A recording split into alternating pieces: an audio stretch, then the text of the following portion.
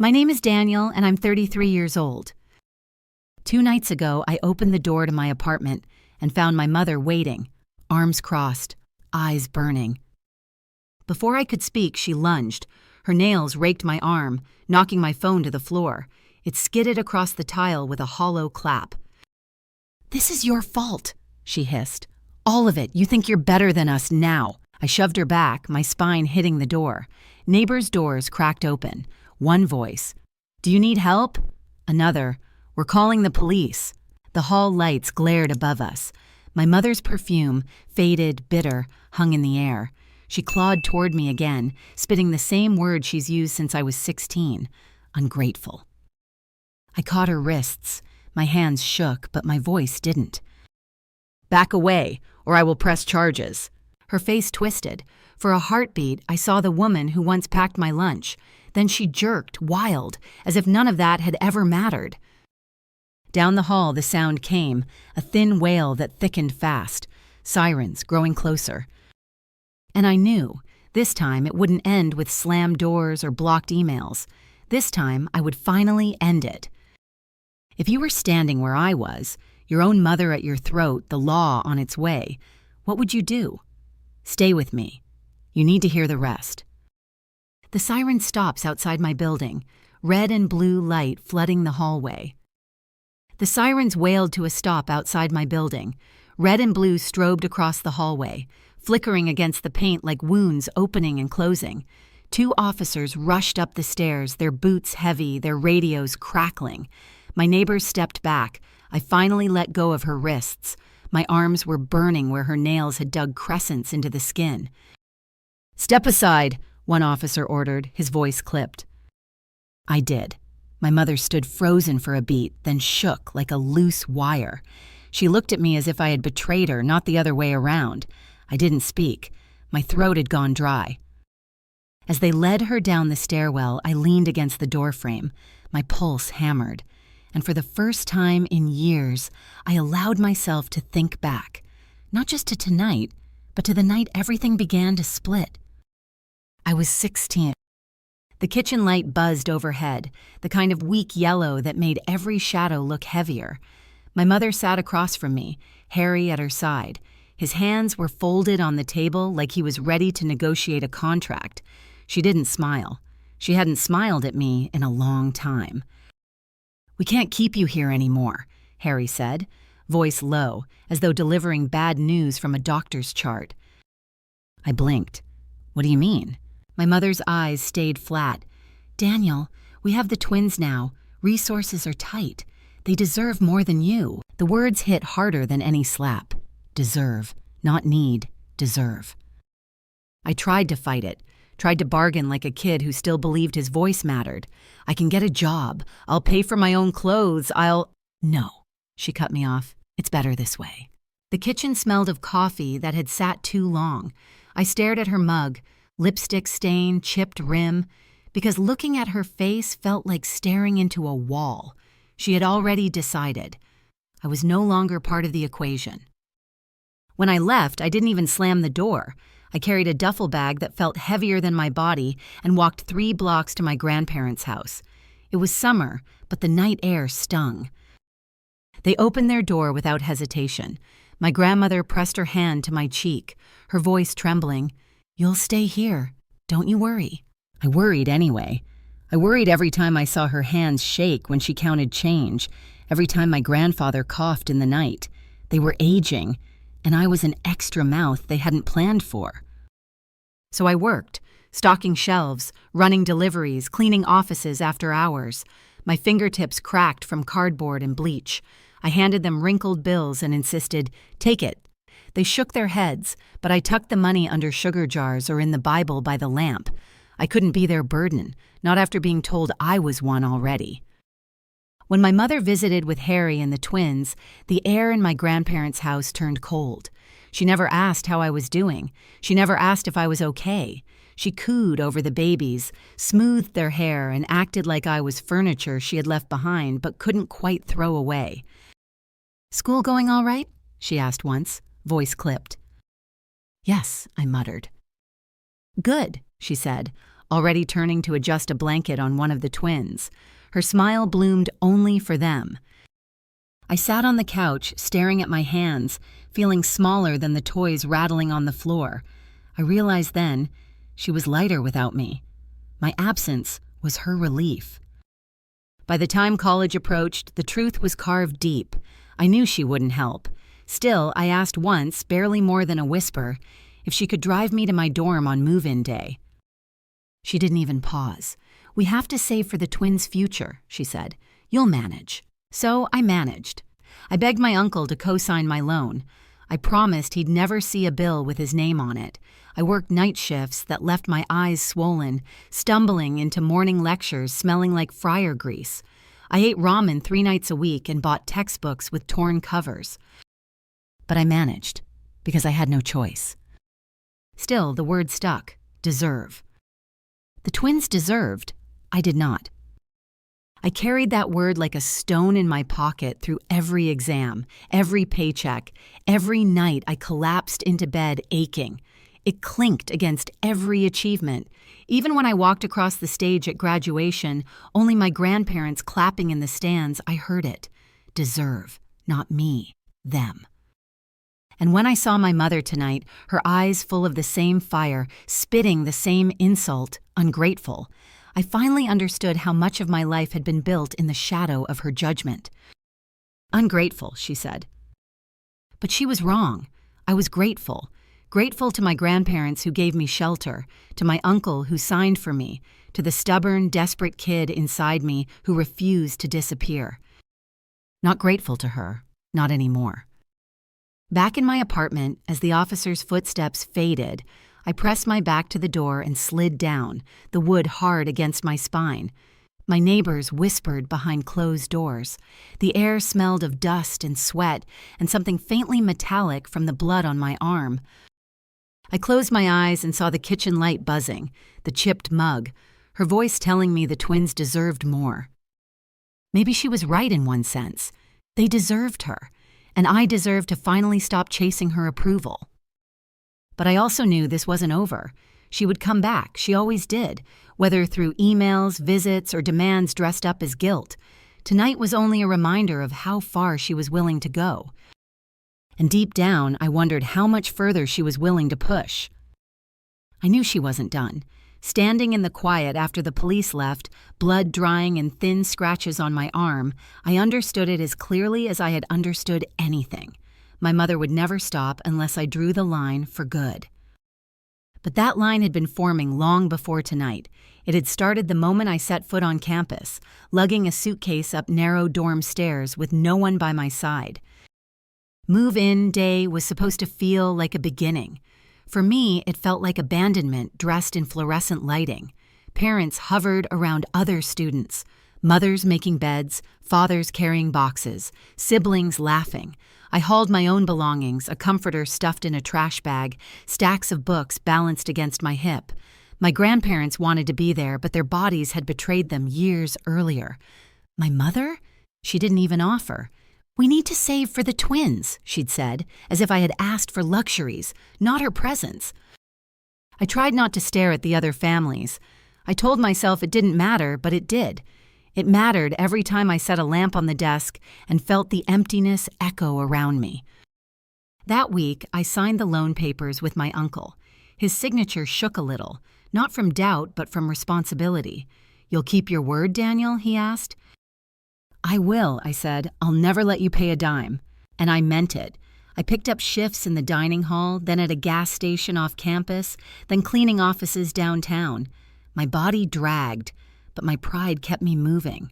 I was determined to prove that I could build a life without anyone's charity. Classes blurred with exhaustion. I took notes with hands that smelled faintly of bleach.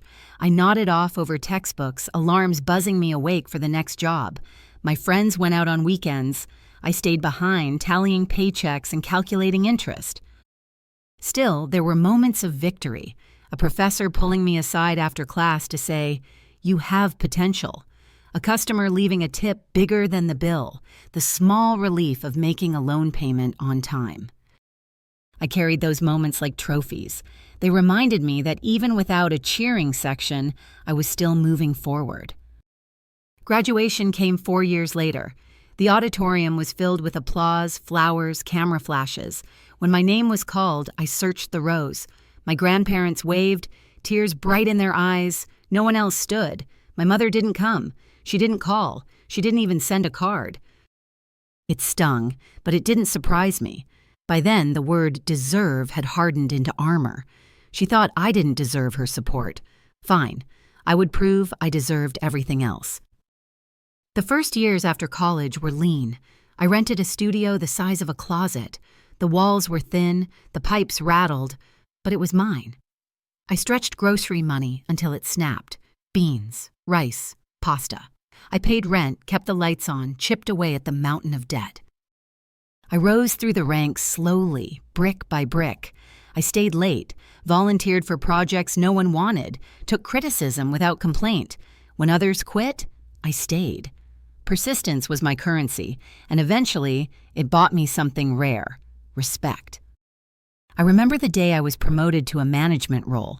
The email came at midnight. I stared at the screen, heart pounding, wondering if anyone would even care. My grandparents were too frail to attend any celebration. My uncle congratulated me over the phone, pride softening his voice. "I knew you'd make good," he said. I didn't tell anyone else. I had learned to keep good news quiet.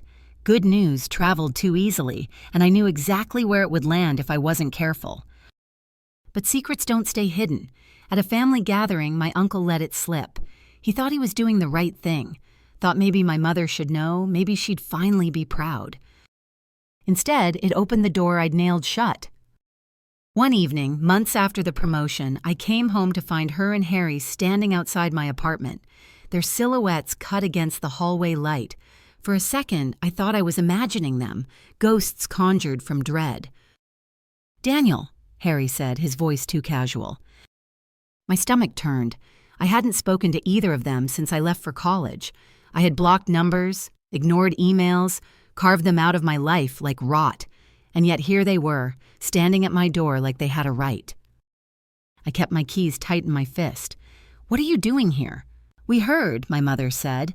Her smile didn't reach her eyes. "About your promotion, about how successful you are." The word successful dripped like accusation, not praise. I said nothing. The air between us was heavy with years unsaid. She took a step forward. "You should have told us. We're your family." Family. That word again twisted every time it left her mouth. "You shut me out," I said. "You shut yourself out," she snapped back. "All because we had to prioritize the twins. You should have understood. You should have supported us." Her voice climbed, echoing down the hallway. Neighbors' doors shifted. My chest tightened. I remembered 16, the chipped mug, the buzzing light, the word deserve. And now, at 33, with a title on my desk and scars on my arms, she was here again, demanding a place in my life. But this time, it wasn't only about me. It was about what she wanted next. I saw it in her eyes before she spoke, a need, sharpened by years of failure. She hadn't come to congratulate me. She hadn't come to apologize. She had come to collect. Harry shifted uneasily in the hallway, his shoulders drawn in as though he was bracing for impact. My mother stood rigid, eyes narrowed, lips pressed into a line so thin it looked carved. "Daniel," she said again, lowering her tone, "we need to talk." I should have told them to leave. I should have slammed the door, deadbolted it, and let them stew outside. But some reckless thread inside me, some foolish hope that maybe this time would be different, made me step aside. 5 minutes, I muttered. They slipped inside like they'd never lost the right. Harry went straight to the couch, perching on the edge, hands clasped between his knees. My mother moved slowly, scanning the framed certificates on the wall, the bookshelf with its neat rows, the photos of me with colleagues at work events. Her eyes lingered on everything that proved I had built a life without her. "You've done well for yourself," she said. Her voice was flat, not admiration, but surprise sharpened with resentment. I crossed my arms. "Why are you here? Harry leaned forward, elbows on his thighs. Your uncle told us about the promotion. Senior management at your age. That's impressive. I stared. Compliments from him were nothing more than preambles. My mother smiled then, but it was brittle. I just don't understand why you never told us. We're your family. Did you think you could keep something like this from us? Her use of the word family stung like salt in an old wound.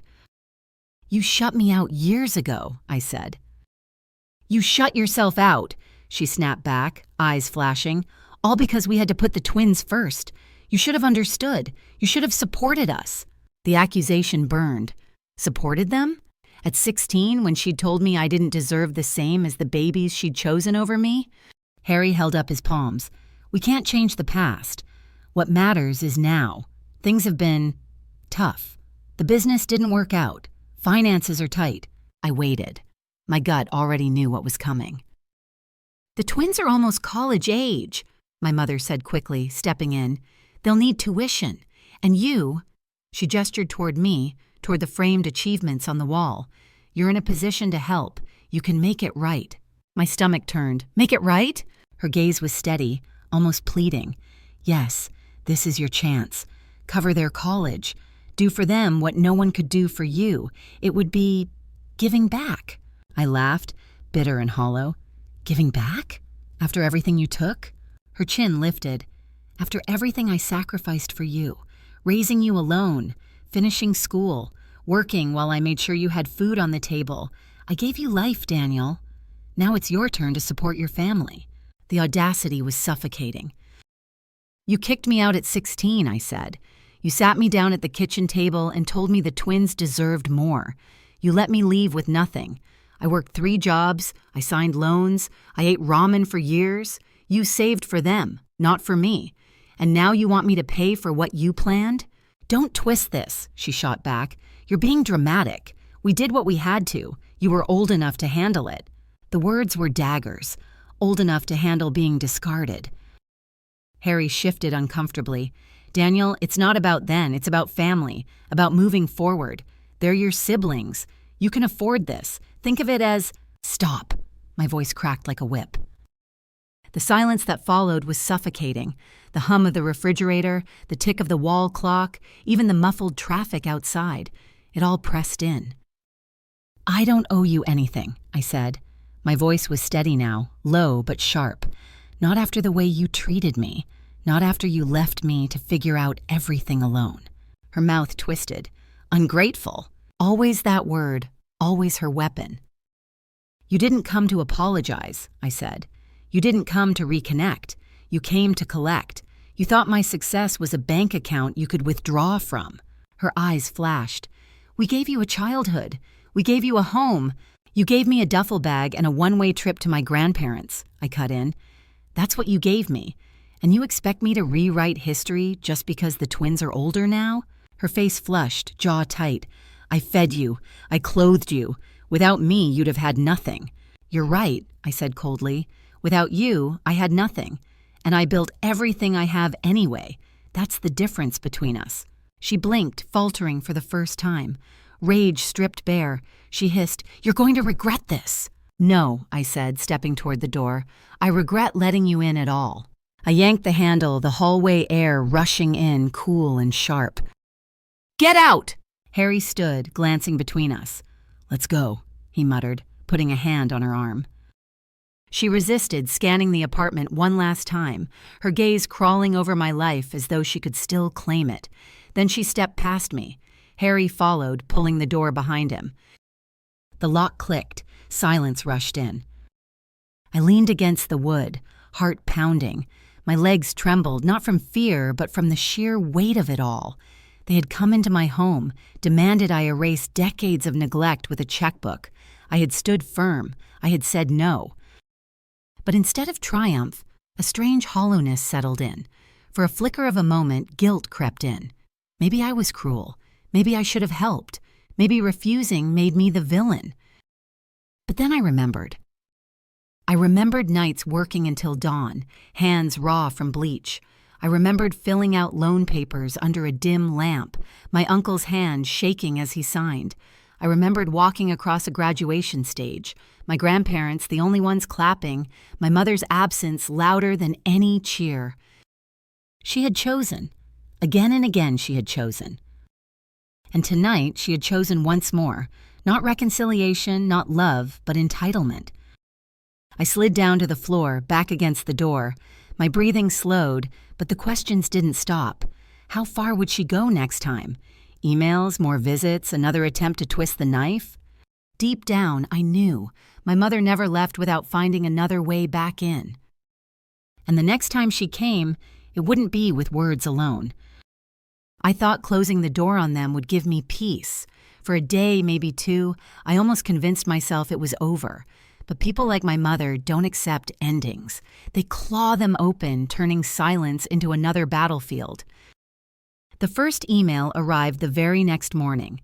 Subject line, "After everything I did for you." I left it unread for hours, but my curiosity betrayed me. Inside, she recited her life story as though it were ammunition. "I carried you alone. I worked nights. I finished school while I fed you." Every line framed as sacrifice. Every line twisted into proof that I owed her. The last sentence was the knife. "You owe me. You owe your siblings. Don't be ungrateful." I deleted it, jaw tight. 2 days later, another came, then another. Each subject line screamed the same accusations. Ungrateful, selfish, you forgot who raised you. They landed in my inbox like punches, one after another. For a week, I ignored them. But then, late one night, exhaustion cracked my patience. I wrote back. "You kicked me out at 16. You told me the twins deserved more. I signed loans and worked jobs while you saved for them. I built everything alone. You don't get to rewrite history now." I ended it clean. "Don't contact me again." Her reply arrived within the hour. One word, bold and empty. Ungrateful. I blocked her address. The next morning, she sent another from a new one. Block, another, then another. It became a cycle. She created accounts faster than I could cut them off. Each email identical. Claims of sacrifice, accusations, the same word used like a brand burned into my skin. Ungrateful. I started to feel her voice even in silence. Then she escalated. It was a Tuesday when the receptionist buzzed my desk phone. "Daniel," she whispered, "there's a woman downstairs asking for you. She says she's your mother. She refuses to leave." My pulse spiked. "Tell her I'm unavailable." I did, twice. She won't go. "Put her on," I said, voice tight. A click, then her voice, sharp even through the line. "You can't ignore me forever." I closed my eyes. "If you show up here again, I'll sue. Do you understand? I'll drag you into court until you can't afford to send the twins anywhere. Don't push me." "You wouldn't," she snapped. "Try me." Silence. For a heartbeat, I thought I'd pierce something. Then she scoffed and hung up. Minutes later, the receptionist called back. She left fast. I thanked her, but my hands were shaking. My colleagues pretended not to notice, though their glances spoke volumes. I thought maybe that was the end. That fear of legal trouble would cage her. But fear had never stopped her before. A week later, I learned that lesson again. It was dusk. I came home carrying groceries, the paper bag digging into my palm.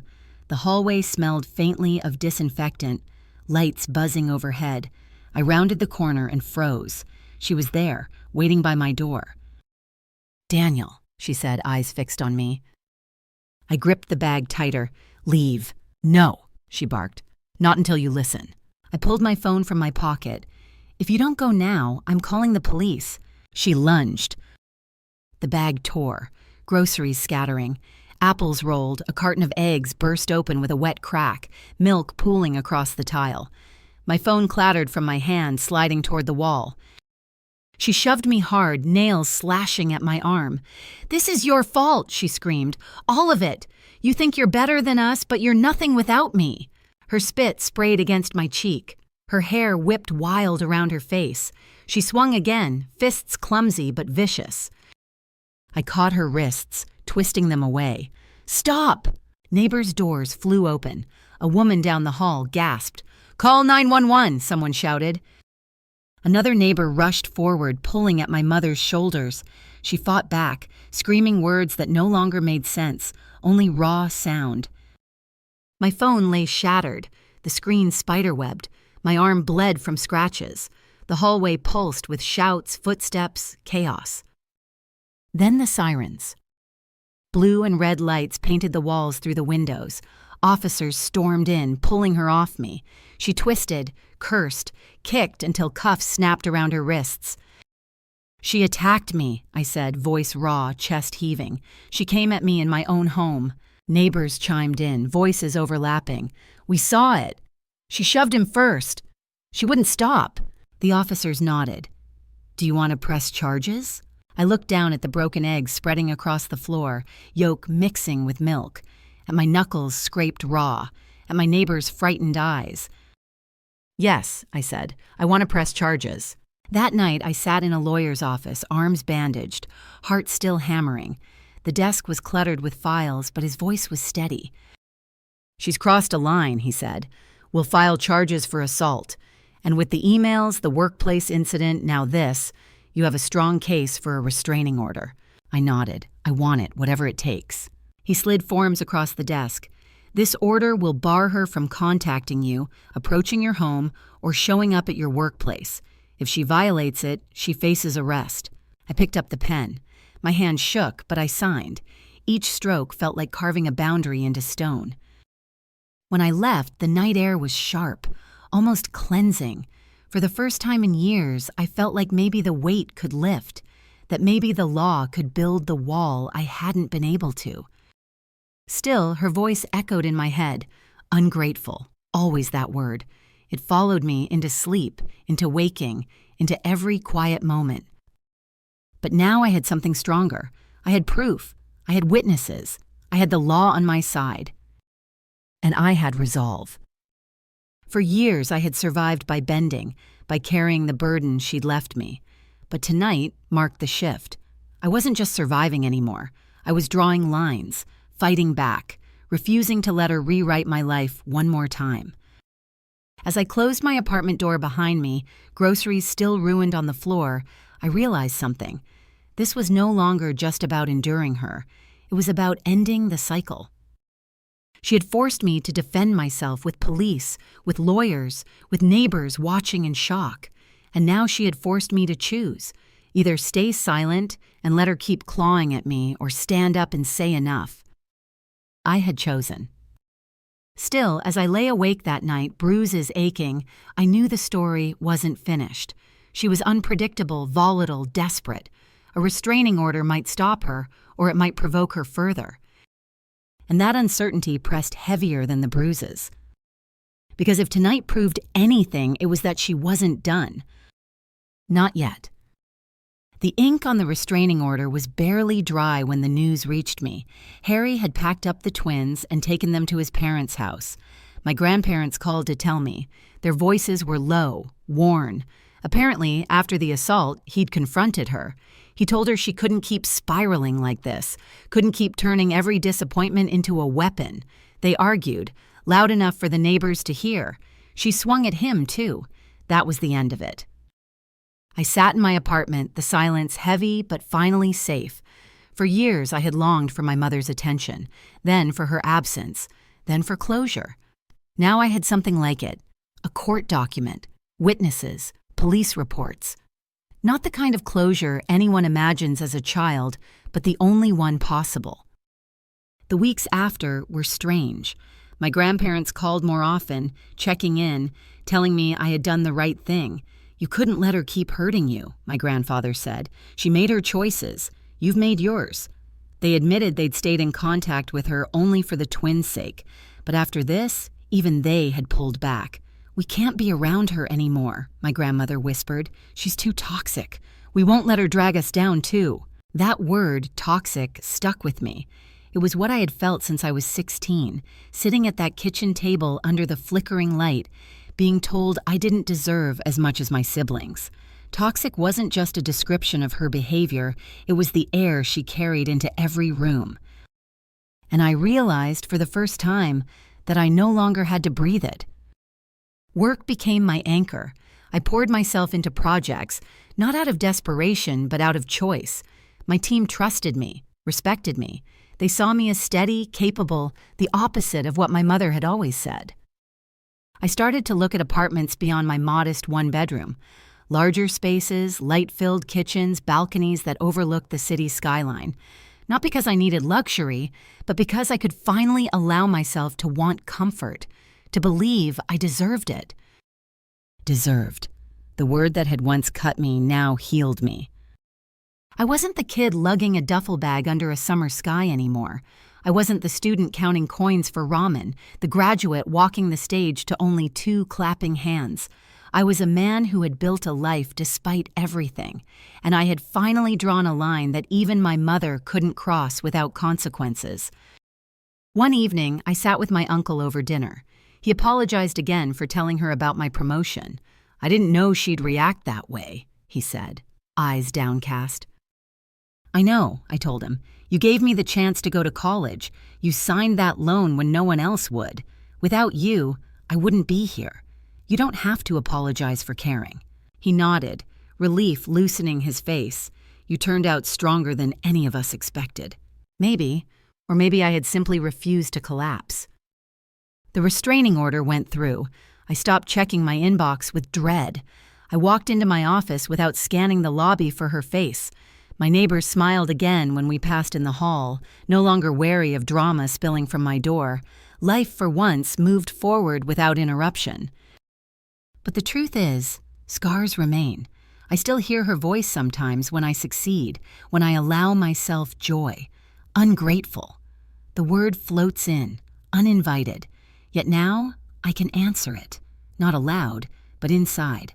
I can say, I'm not ungrateful, I'm free. Looking back, I see the arc of it clearly. The boy at 16 told he was less. The young man at 20, clawing through college debt. The employee at 25, working himself to exhaustion for scraps of respect. The man at 33, finally saying no. And now, the man who will move into a home of his own choosing, on his own terms. That's what this story is about. Not money, not even betrayal. It's about boundaries, about saying enough, about refusing to let someone else's brokenness define your worth.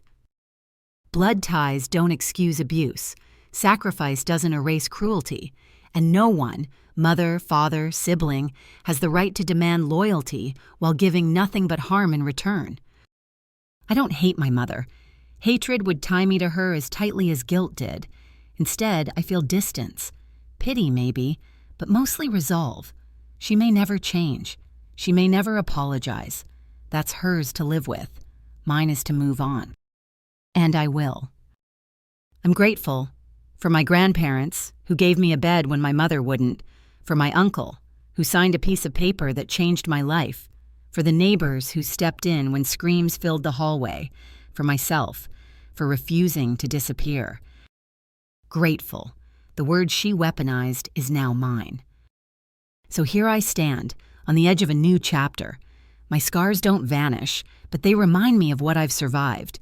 And if I can survive that, I can survive anything. If you've listened this far, maybe you've felt echoes of your own story in mine. Maybe you've been told you don't deserve, or been called ungrateful for simply protecting yourself. Let me tell you this, you do deserve. You deserve safety. You deserve love that doesn't come with conditions. You deserve a life that's yours. And if my story speaks to you, don't just walk away. Walk with me. Join this community where we share the real, the raw, the hard truths of family and resilience. Hit subscribe to Family Power Stories because every voice here matters, including yours. Turn on the bell, leave your story in the comments, and let's remind each other, survival is strength, and strength is worth sharing. Because if my mother's voice could echo for years, imagine how far ours can go when we speak together.